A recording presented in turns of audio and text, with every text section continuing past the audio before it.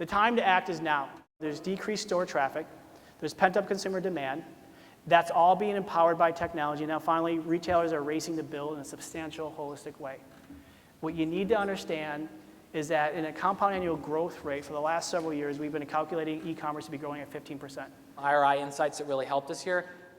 The platforms the activities that drove the most conversion for Amazon and non-Amazon retailers online fell into 4 buckets. Facebook, i.e. social, email, obviously across the various email providers, Google search, especially for non-Amazon, because as Sam alluded to, people just go to Amazon when they want Amazon, right? So they're not even going to Google in many cases to find, because they know Amazon is the place to search for products. So you can start to piece together that social, email, search, marketing and merchandising on platform on Amazon become very, very important drivers of the business. When you're doing all of these drive activities, you ultimately have to also remember, don't do these activities in e-com in a vacuum.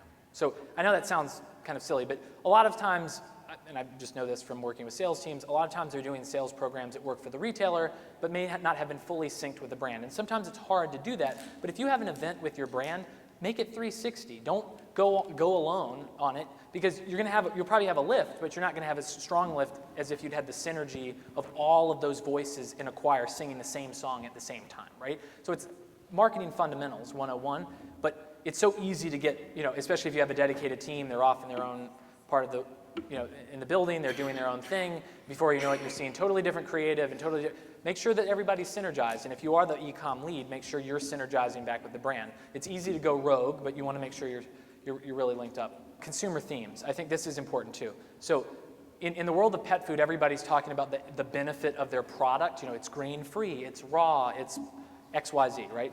That's awesome, once they know they want your brand.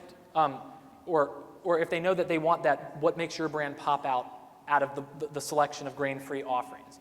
One of the things that we've really tried to do is change our focus, because this is very natural pet food specific, is to change it to consumer themes, right? It's not it's not rocket science, but think about it. If we're humanizing pets and New Year's rolls around and I've got a resolution about my own diet, my own activity, my own exercise, would I not be open to my family member who can't make those decisions for themselves and trading up from whatever I'm feeding them now so we've seen very strong success there. So again, leverage retailer and consumer seasonal themes to your advantage. This e-commerce growth isn't promised.